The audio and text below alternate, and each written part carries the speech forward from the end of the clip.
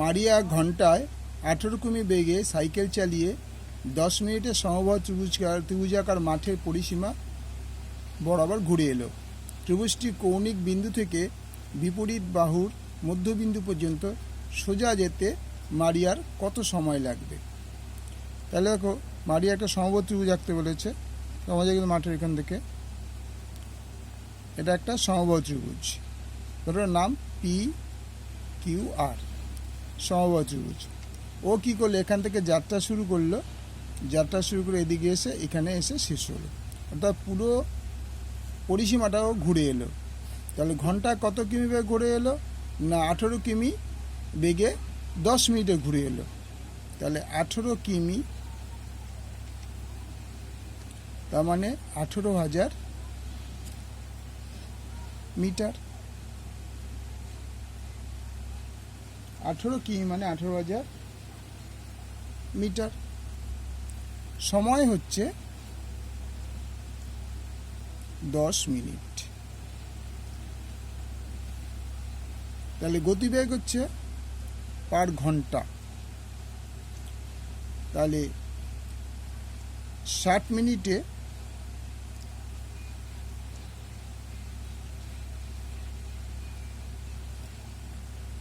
মারিয়া সমবাহু ত্রিভুজাকার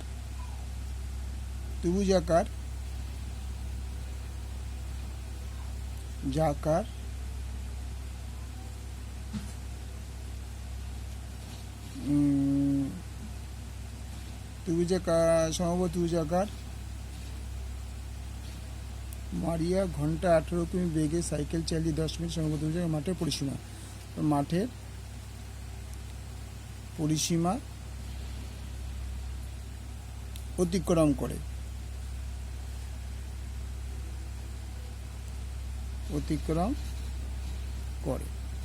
তাহলে 60 মিনিটে মারিয়া অতিক্রম করে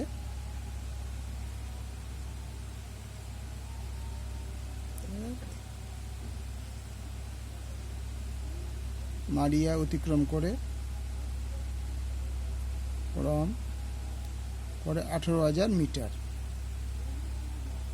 তাহলে 1 মিনিট অতিক্রম করবে 18,000 বাই 60 মিটার।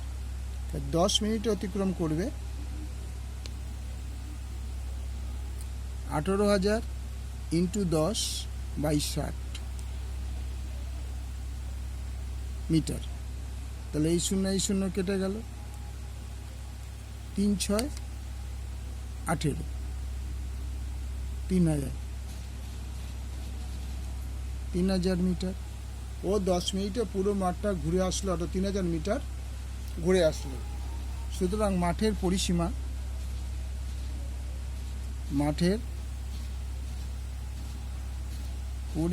ইকুয়াল টু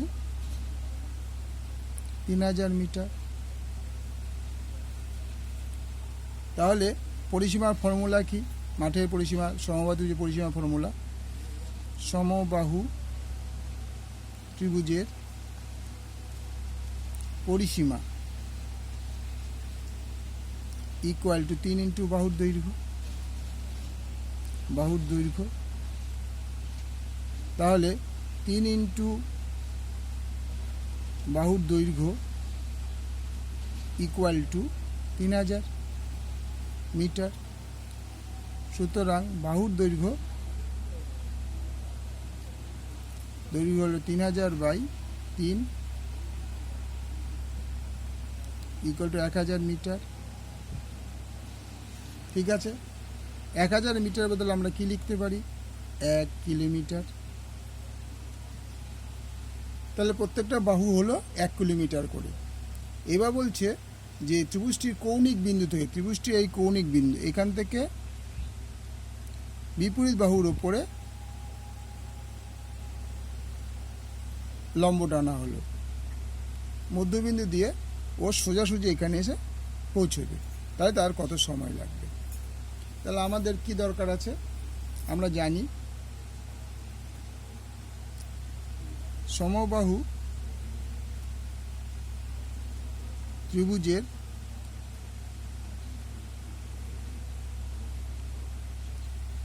ক্ষেত্রফল ইকুয়াল টু হাফ ইন্টু ভূমি ইন্টু উচ্চতা।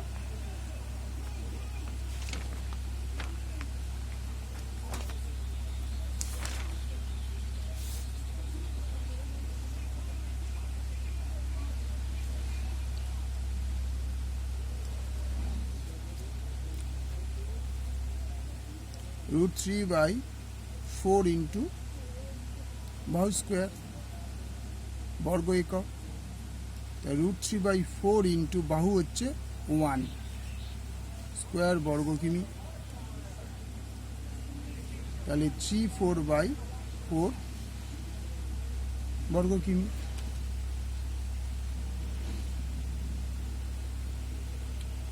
তাহলে এবার কি বলছে, এখান থেকে এইটার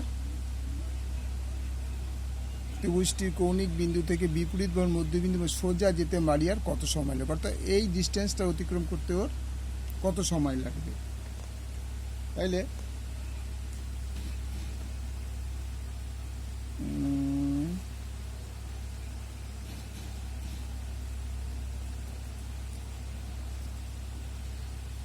এটাকে একটা জিনিস করে দিই, এটা মিটারে নিয়ে আগে সুবিধা হবে। 1000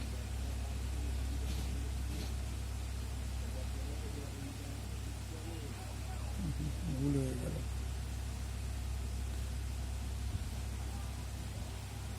গন্ডগোল হয়ে গেল, এখানটা আমি করে দিলাম। সমবাহু ত্রিভুজের উচ্চতা, সমবাহু ত্রিভুজের উচ্চতা ইকুয়াল টু √3/2 ইন্টু বাহুর দৈর্ঘ্য। বাহুর দৈর্ঘ্য, তাহলে PS ইকুয়াল টু √3/2 ইন্টু 1000 মিটার, 500 √3 মিটার। তাইলে এই ডিস্টেন্সটা আমরা পেলাম 500 √3 মিটার। তাহলে 1800 মিটার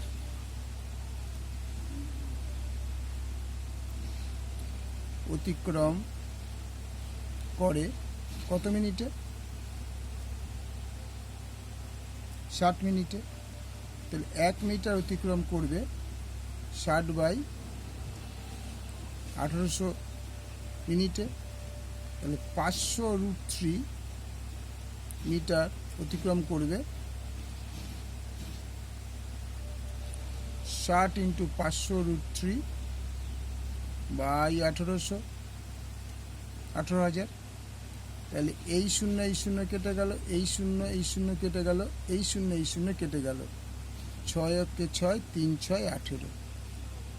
তাহলে আলটিমেটাম দাঁড়ালো 5 √3/3 মিনিট। তাহলে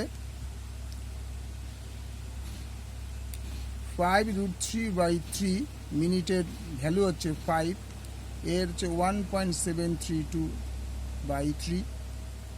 5 দিয়ে যদি আমরা গুণ করি, 5 × 10 = 0, হাতে মার 1, 3 × 5 = 15, 3 × 5 = 15, 5 × 16, 6 হাতে মার 1, 5 × 7 = 35, আর 1 36, 6 হাতে মার 3, 5 × 5 = 3, 8/3।